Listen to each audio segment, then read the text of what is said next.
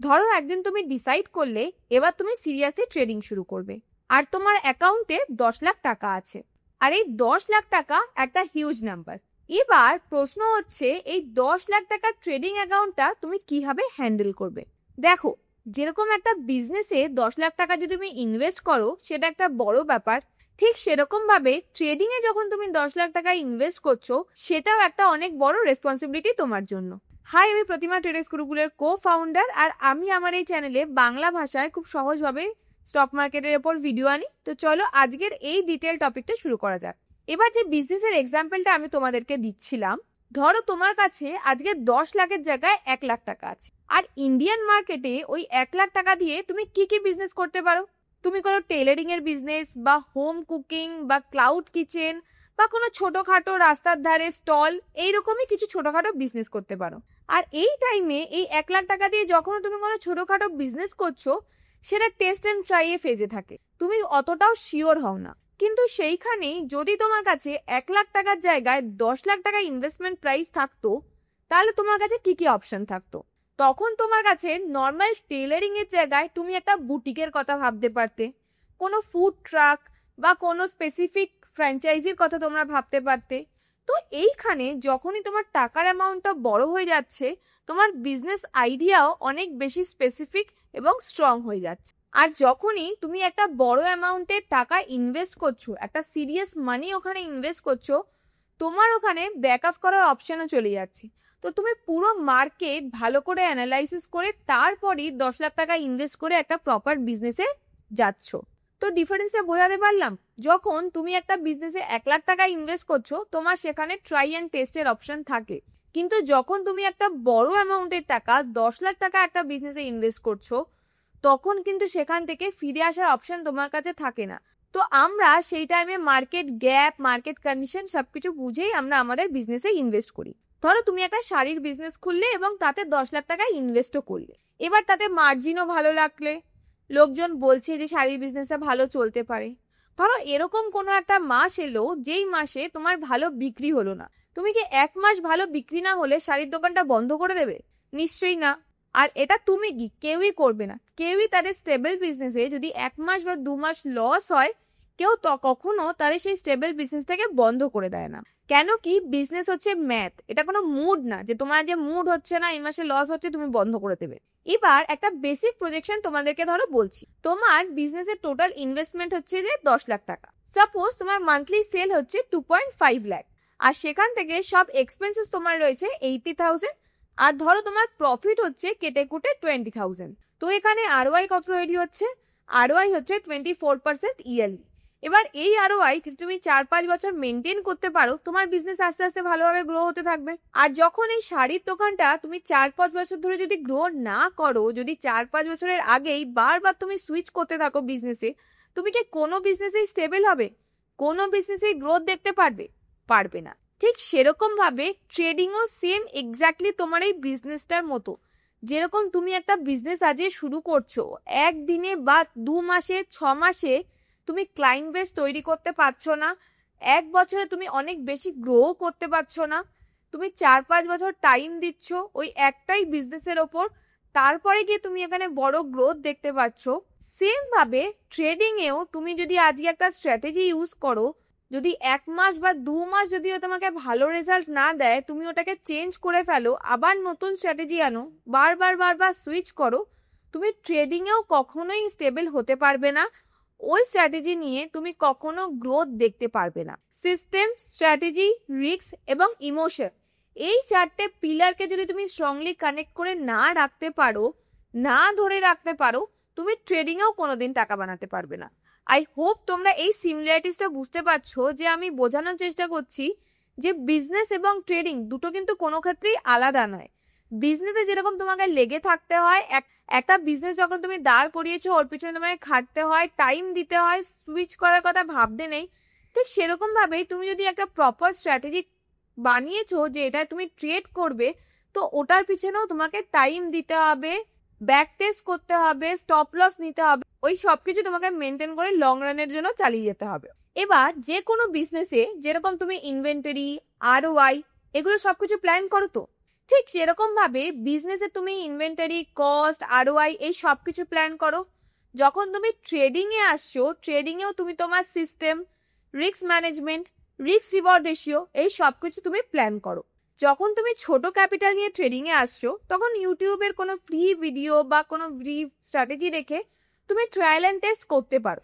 কিন্তু যখন তুমি একটা বড় অ্যামাউন্ট 10 লাখ টাকা তুমি তোমার ট্রেডিং অ্যাকাউন্টে অ্যাড করেছো, তখন সেখানে নিশ্চয়ই তুমি ট্রায়াল অ্যান্ড টেস্ট করতে পারো না। তখন সেটার জন্য তোমার একটা প্রপার প্রুভেন সিস্টেম দরকার হবে। আর যদি তুমি 10 লাখ, 15 লাখ, 30 লাখের একটা বড় ক্যাপিটালে ট্রেডিং অ্যাকাউন্ট নিয়ে মনে করো যে তুমি জাস্ট ট্রায়াল অ্যান্ড টেস্ট করবে, তাহলে তুমি সেটা এক্সপেরিমেন্ট করছো না, তুমি ওটাকে ফাইন্যান্সিয়াল সুইসাইড হিসেবে কনসিডার করতে পারো। তো চলো এবারে ডিটেলে দেখি একজন প্রো ট্রেডার 10 লাখ টাকা ক্যাপিটাল নিয়ে বিজনেস মাইন্ডেড ওয়েতে কিভাবে নিজের ট্রেডিং অ্যাকাউন্টটাকে গ্রোথ আনতে পারে এবং কিভাবে ট্রেডিং অ্যাকাউন্টটাকে চালাতে পারে। যখন তুমি সিরিয়াসলি ট্রেডিং করছো, ট্রেডিং এর সবচেয়ে বড় যেটা ইম্পর্টেন্ট জিনিস সেটা হচ্ছে একটা প্রুভেন সিস্টেম, একটা রিপিটেডেড ব্যাক টেস্টেড সিস্টেম, যেটার সাথে তোমার কোনো ইমোশনস থাকবে না। তার মানে ওই সিস্টেমটা তুমি এতটাই ব্যাক টেস্ট করে ফেলেছো বা যেটার ওপর তোমার এতটাই ভরসা আছে, তুমি জানো ও যদি স্টপ লস দেয় তাহলেও তোমার কোনো খারাপ লাগবে না, ও যদি এক্সপেক্টেড তোমাকে প্রফিট দাও তাহলেও তুমি কোনো এক্সাইটমেন্ট শো করবে না। কেন? তুমি জানো যে ওটা তোমার সিস্টেম, ওখানে তোমার প্রফিট হচ্ছে বা লস হচ্ছে, সেখানে তোমার ইমোশনস যাতে কোনো কিছু অ্যাটাচ না হয়। ধরো তুমি একটা সুইং ট্রেডিং স্ট্র্যাটেজি ফলো করছো, আর সেই সুইং ট্রেডিং স্ট্র্যাটেজিতে উইন রেট হচ্ছে 45%। তার মানে 100টা ট্রেড নিলে তার মধ্যে 45 খানা ট্রেড তোমার প্রফিটেবল হওয়ার চান্স আছে। আর অ্যাভারেজ উইন হচ্ছে 2 আর, আর অ্যাভারেজ রিস্ক হচ্ছে 1 আর। তার মানে রিস্ক রিওয়ার্ড রেশিও হয়ে দাঁড়াচ্ছে 1:2। যদি তোমার 1000 টাকা লস হয়, সেখানে তোমার প্রফিট বা উইন যখন হবে তখন তুমি কত টাকা ক্যাপচার করবে? 2000 টাকা ক্যাপচার করবে ফর এক্সাম্পল।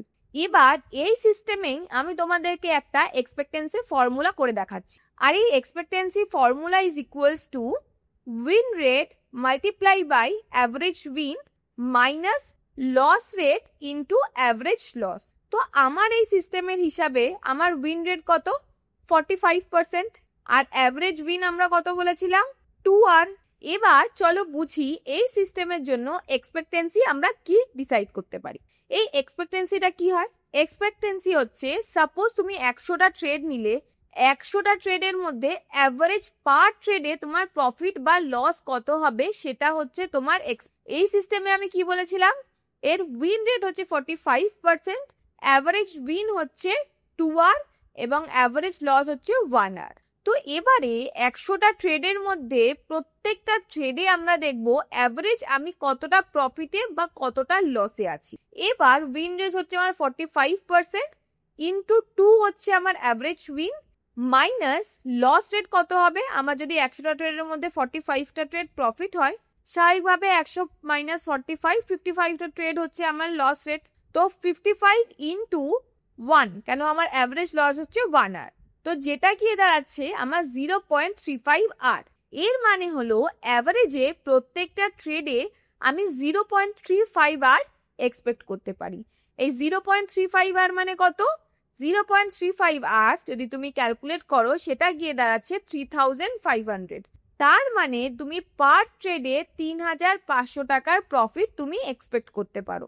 তার মানে যদি তুমি টোটাল 100টা ট্রেড নাও, সেই 100টা ট্রেডের রেজাল্ট হিসাবে তুমি 3.5 লাখ এক্সপেক্ট করতে পারো। মেক শিওর তুমি কিওয়ার্ডটা শোনো, এটা কিন্তু আমি এক্সপেক্টেড, এখানে কিন্তু কোনো রুল নেই, এটা ম্যাথস, এটা কোনো লাক না। এখানে তুমি এক্সপেক্ট করতে পারো 3.5 লাখ ইন 100 ট্রেডস। বোঝা গেল? এবার যখন তুমি সুইং ট্রেড করছো, ধরো এই সিস্টেমটার বেসিসেই তুমি সুইং ট্রেড করছো, হতেই পারে একটা মাস এরকম এলো যেই মাসে তুমি লসে আছো, কিন্তু এটার মানে কি এই যে এই সিস্টেমটা খারাপ, তুমি সিস্টেমটা ছেড়ে বেরিয়ে যাবে? কেন? অ্যাজ পার এক্সপেক্টেন্সি ফর্মুলা আমরা দেখেছি 100টা ট্রেডে এই সিস্টেমটা অ্যাকচুয়ালি গিয়ে প্রফিটেবল দেখাচ্ছে। তো হতেই পারে এক মাস লস হয়েছে, এন্ডে গিয়ে যখন 1 বছর কমপ্লিট হবে তখন আমরা ডিসাইড করব যে সিস্টেমটা আদৌ প্রফিটেবল কি প্রফিটেবল না।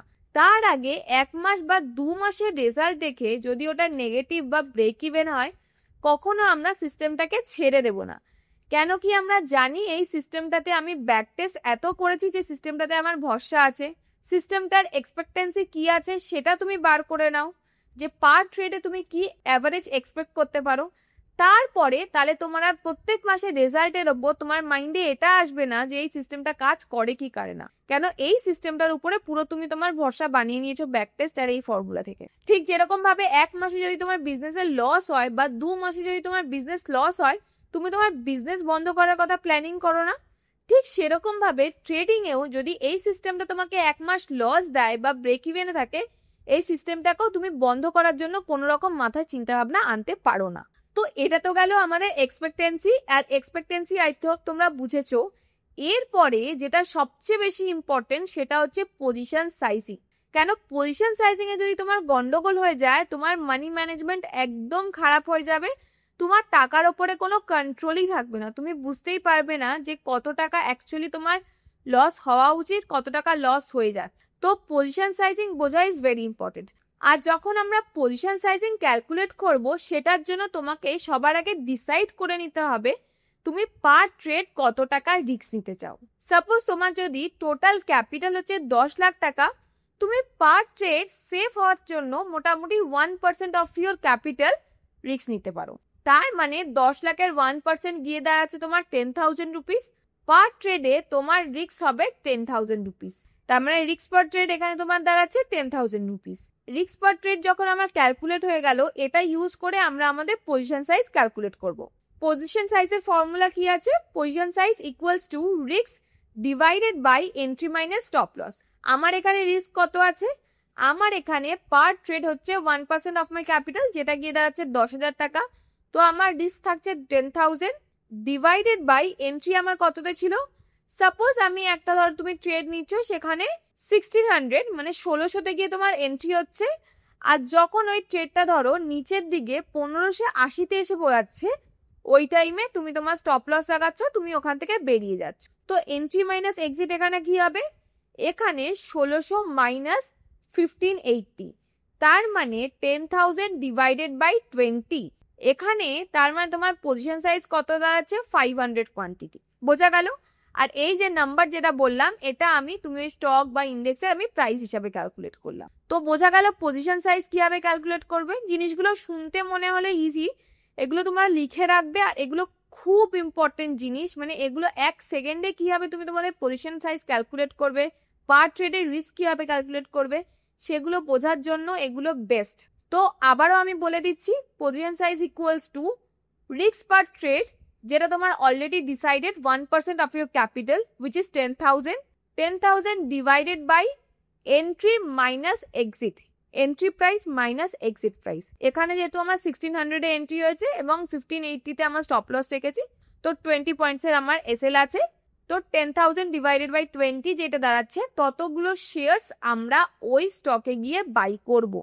যদি এখানে তোমার ভাবতেই হবে না, যখনই তুমি 500 কোয়ান্টিটি বাই করবে, ওর নিচে এলে তুমি জানো যে এক্স্যাক্টলি তোমার 10,000-এর স্টপ লস হবে।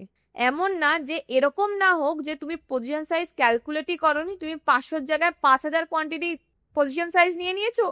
এবার তুমি বুঝতেই পারবে না যখন স্টপ লস যাচ্ছে, তোমার একবারে 10,000-এর জায়গায় কত বেশি স্টপ লস চলে যাবে। তো এই যে ছোট ছোট জিনিসগুলো, position sizing, risk per trade, এগুলো যদি তুমি ম্যানেজ না করো, তোমার ক্যাপিটাল তুমি বুঝবেও না কিভাবে ওয়াইপ আউট হয়ে যাবে। আর একটা জিনিস মাথায় রাখবে, যেই সিস্টেমেই না তুমি কাজ করো, যদি তোমার রিস্ক ম্যানেজমেন্ট, মানি ম্যানেজমেন্ট, যেটার মধ্যে মেন আসছে risk per trade, stop loss, position sizing, এই জিনিসগুলো যদি তোমার ক্লিয়ার না থাকে, আমি বলবো তুমি ট্রেডিং এ এসোই না বড় ক্যাপিটাল নিয়ে। কেন ওখানে তোমার কখন ক্যাপিটাল জিরো হয়ে যাবে তুমি বুঝতেও পারবে না।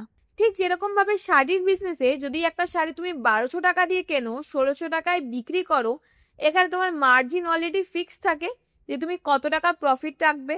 ঠিক সেরকম ভাবেও বিজনেসেও সেম, তোমার কাছে ফিক্স তুমি পার ট্রেডে কত টাকা স্টপ লস নেবে, সেই হিসাবে তুমি কতটা পজিশন সাইজ ক্যালকুলেট করবে, ওখানে কোনো নড়চড় যেন না হয়। এবার চলো ছোট করে আমরা ফিউচার্স অ্যান্ড অপশনসটা বুঝি। এই ফিউচার্স অ্যান্ড অপশনসে মেনলি কি হয়? এই ফিউচার্স অ্যান্ড অপশনসে আমরা কন্ট্রাক্ট বাই করি, আর যখন এই কন্ট্রাক্টে তুমি ট্রেড করছো, এই কন্ট্রাক্টে ট্রেড করার জন্য তোমাকে এখানে পুরো টাকা দিতে হয় না, তুমি একটা মার্জিন ভ্যালু দিয়ে তুমি এখানে ট্রেড করতে পারো। আর যখন তুমি এরকম কন্ট্রাক্টে ট্রেড করছো, তখন এই কন্ট্রাক্টের পুরো প্রাইস তোমাকে দিতে হয় না, এর একটা মার্জিন প্রাইস হয়। যদি তুমি মার্জিন প্রাইসটা দাও তাহলেই ওই কন্ট্রাক্টে তুমি ট্রেড করতে পারো। তো ধরো এক্সাম্পল হিসাবে আমি নিফটির এক লটের কথা বলছি। নিফটিতে এক লটে 25 কোয়ান্টিটিস থাকে। তার মানে তুমি এইখানে যখন তুমি ফিউচার্সে বা অপশনসে ট্রেড করছো, কন্ট্রাক্টে ট্রেড করছো, এখানে তুমি নাম্বার অফ কোয়ান্টিটিতে কাজ করতে পারো না, এখানে তোমাকে লটস বা মাল্টিপল অফ লটস হিসাবেই কাজ করতে হয়। সাপোজ তুমি নিফটির ফিউচার্সে যদি বাই করতে চাইছো, একটা বা দুটো কোয়ান্টিটি কখনো বাই করতে পারো না, এখানে তোমাকে এক লট বা দু লট বা মাল্টিপল অফ 25 এই হিসাবেই বাই করতে হয়। সাপোজ তুমি এক লট নিফটি মানে 25টা নিফটির কোয়ান্টিটি ফিউচার্সের কন্ট্রাক্টে বাই করতে চাইছো, তো এখন এক লট নিফটির প্রাইস কত হওয়া উচিত? ধরো নিফটির প্রাইস এখন একটা শেয়ারে 22,000 করে চলছে, তাহলে 25 ইন্টু 2200 যেটা গিয়ে দাঁড়াচ্ছে নিয়ার অ্যাবাউট 5.5 লাখ।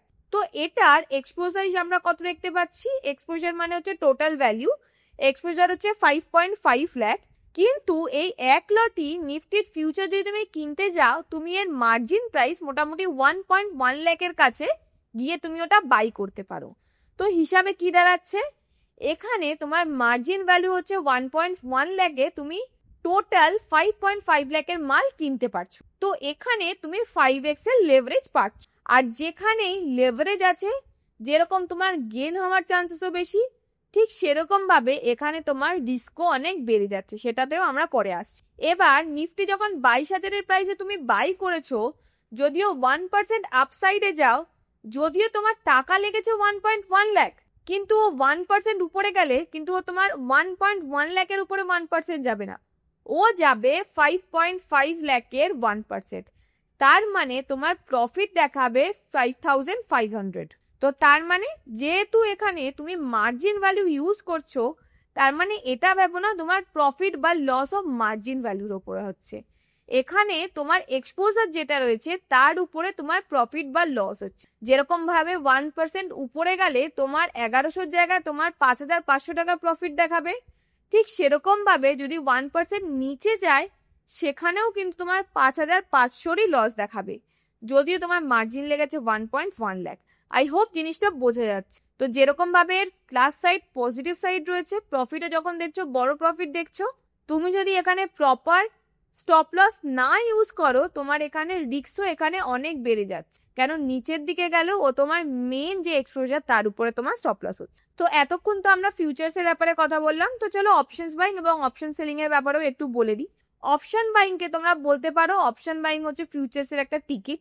যদি টাইমিং ঠিক হয়, যদি তোমার টাইমিং খুব ভালো জায়গায় থাকে, মার্কেটে মুভ দিচ্ছে খুব স্পিডে, সেই টাইমে তুমি হিউজ প্রফিট বানাতে পারো। আর যদি সেটা না হয়, এক্সপায়ারিতে গিয়ে ওই অপশনসটা জিরো হয়ে যেতে পারে। তো মেক শিওর অপশনস বাইং যখনই আসবে যখন তোমার কাছে প্রপার নলেজ আছে। যদি নলেজ না থাকে, ইটস বেটার তুমি অপশনস বাইং থেকে দূরে থাকো। আর যারা লার্জ ক্যাপিটাল নিয়ে বা ছোট ক্যাপিটাল নিয়ে কোনো প্রপার মানি ম্যানেজমেন্ট ছাড়া পুরো টাকা নিয়ে জাস্ট বিকজ অপশন বাইং এ কম টাকা লাগে অপশন বাইং এ চলে আসো, তারা বাস টাকাটাকে নিয়ে গ্যাম্বলিং করছো, তারা কিন্তু প্রপার মানি ম্যানেজমেন্ট ছাড়া অপশনস বাইং এ আসা মানেই সেটা গ্যাম্বলিং। তো মেক শিওর যদি তুমি প্রপার নলেজ থাকে তাহলেই তুমি অপশনস বাইং এ আসো, না হলে অপশনস বাইং করো না। কেন কি আমি এরকম অনেক লোককে দেখেছি যারা হয়তো একটা ট্রেড বা দুটো ট্রেডে প্রচুর টাকা বানিয়েছে, কিন্তু যেহেতু তাদের মানি ম্যানেজমেন্ট বা রিস্ক ম্যানেজমেন্ট নাই, থার্ড ট্রেডে গিয়ে এত লস হয়েছে যে যতটা তারা প্রফিট বানিয়েছিল সেটা তো গেছে, তার সাথে সাথে তাদের ক্যাপিটালও ওয়াইপ আউট হয়ে গেছে। তো বোঝা গেল মোদ্দা কথা, ফিউচার্স, অপশনস বাইং এবং অপশন সেলিং এর ব্যাপারে ছোট একটা জিস্ট তোমাদের বুঝিয়ে দিলাম যে কিভাবে এগুলো কাজ করে। যদি তোমাদের বড় ক্যাপিটাল থাকে তাহলে তোমাকে কোন জায়গাটায় আসা উচিত, কিভাবে ফিউচার্স করা উচিত।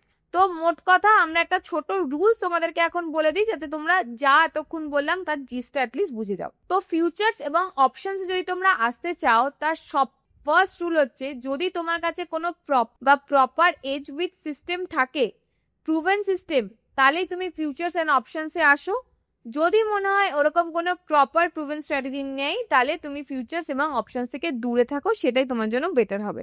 Second, maximum 30 to 50% of your capital margin হিসাবে ইউজ।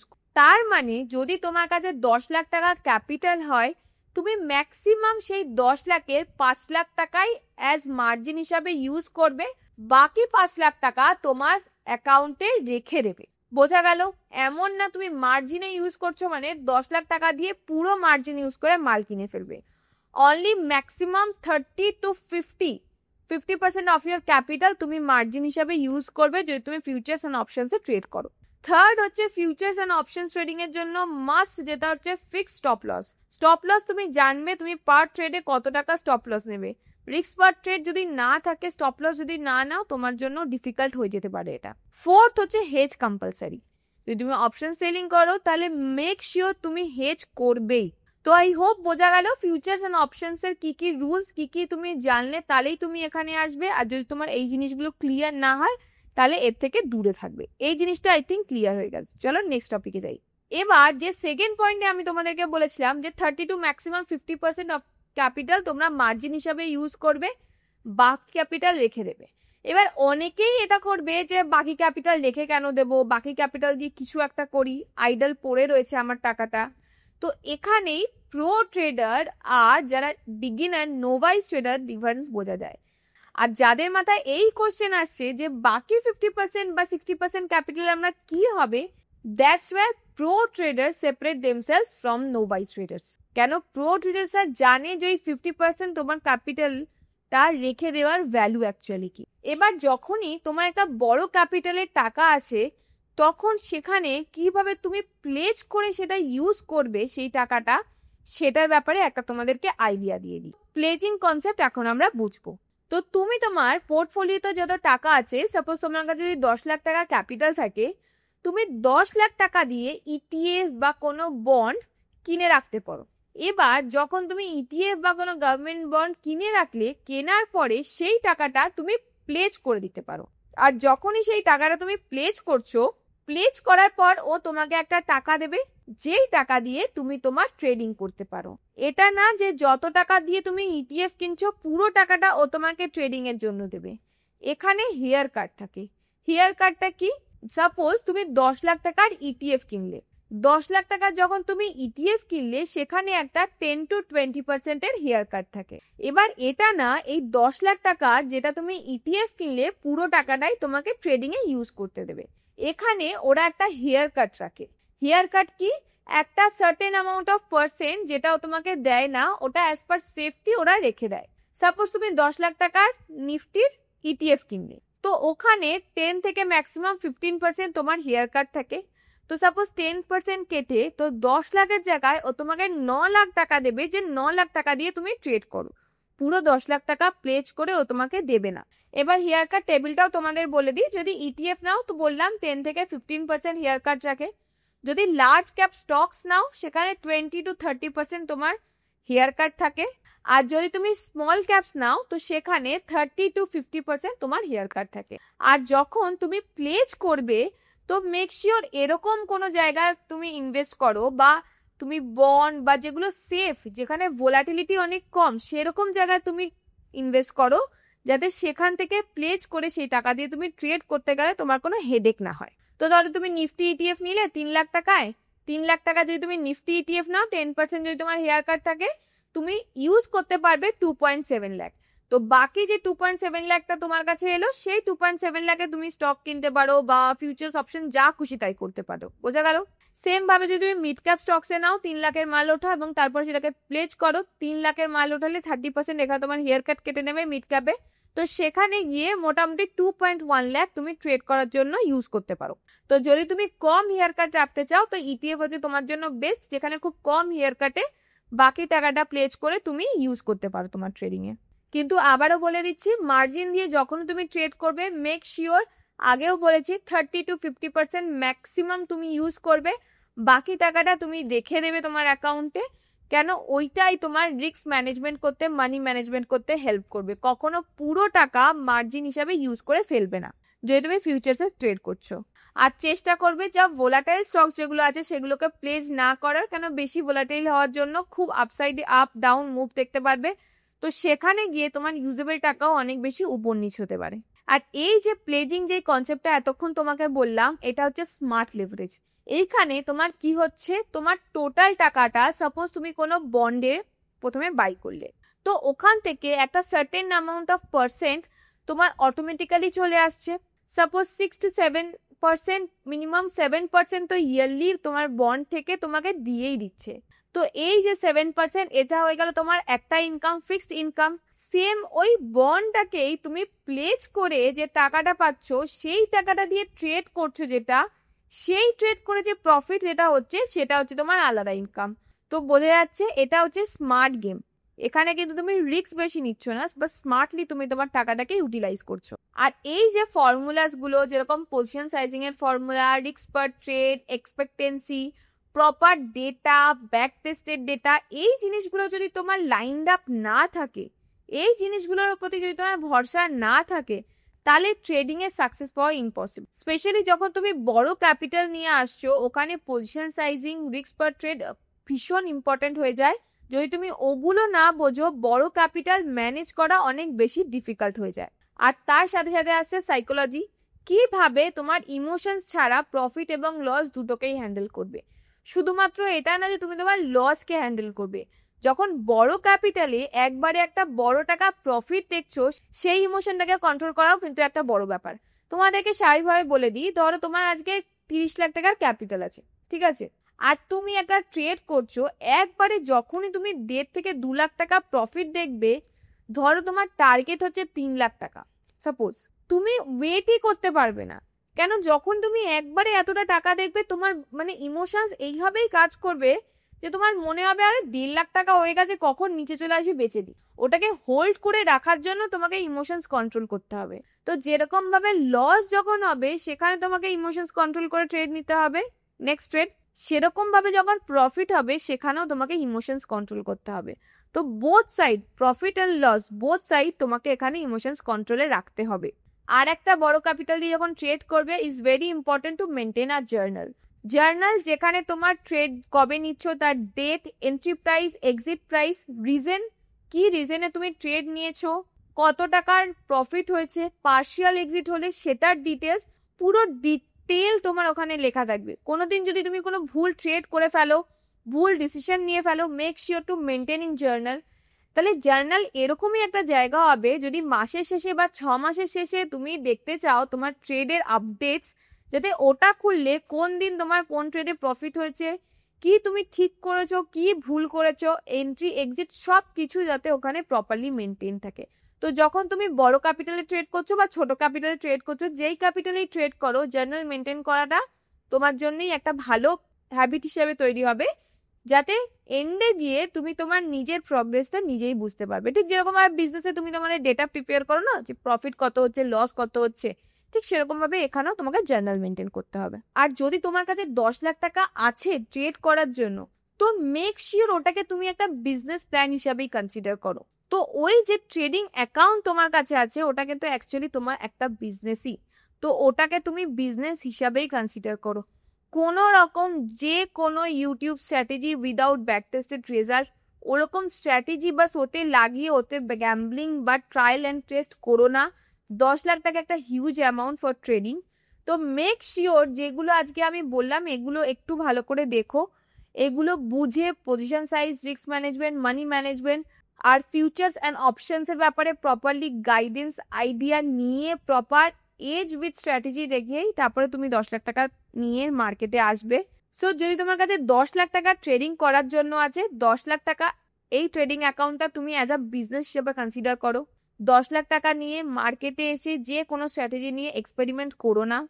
ঠিক যেরকম ভাবে তুমি একটা বড় বিজনেস তৈরি করার আগে পুরো মার্কেট ঘুরে দেখো মার্কেটের অবস্থা কি, 10 লাখ টাকা দিয়ে ট্রেডিং করা মানে তোমার হাতে পুরো একটা বিজনেস ধরিয়ে দেওয়া হয়েছে। So treat it like that. ঠিক যেরকম ভাবে প্ল্যানিং ছাড়া শাড়ির দোকান তুমি খুলতে না, ঠিক সেরকম ভাবে প্ল্যানিং অ্যান্ড প্রপার স্ট্র্যাটেজি ছাড়া তুমিও 10 লাখ টাকা দিয়ে ট্রেডিং স্টার্ট করো না। So remember, protect, grow next. ফার্স্টে তুমি তোমার ক্যাপিটাল প্রোটেক্ট করতে শেখো, তারপরে ক্যাপিটাল কিভাবে বাড়াতে হয় সেটা শেখো। বিজনেস যেরকম 4 থেকে 5 বছর টাইম নেয় গ্রো করার জন্য, তোমার ক্যাপিটালও টাইম নিতে পারে গ্রো করার জন্য। তো হড়বড় করো না। যেই 10 লাখ টাকা ক্যাপিটাল আছে, ফার্স্টে 10 লাখ টাকাটাকে ম্যানেজ করতে শেখো। কিভাবে 10 লাখ টাকাটাকে প্রোটেক্ট করবে সেটা শেখো, তারপরে ওটা গ্রো নিজে থেকেই হয়ে যাবে যদি তোমার কাছে প্রপার স্ট্র্যাটেজি থাকে। আর তো আই হোপ আজকের ভিডিওটা তোমাদের ভালো লেগেছে, ভিডিওটা থেকে কিছু হয়তো তোমরা বুঝতে পেরেছো। তো আজকের ভিডিওটা ভালো লাগলে অবশ্যই লাইক, শেয়ার এবং সাবস্ক্রাইব করে দিও। আর একটা জিনিস, অলওয়েজ রিমেম্বার, ট্রেডিং হলো একটা বিজনেস যেখানে সবচেয়ে বড় প্রোডাক্ট হচ্ছে তোমার ডিসিপ্লিন। তো মেক শিওর তুমি ডিসিপ্লিন মেনটেন করে ট্রেড করো। তো আজকের ভিডিওর জন্য এতটাই, দেখা হচ্ছে পরের ভিডিওতে। কোনো ডাউট থাকলে অবশ্যই কমেন্ট সেকশনে জানিও, আমি চেষ্টা করবো সেটা সলভ করে দেওয়ার। ধন্যবাদ।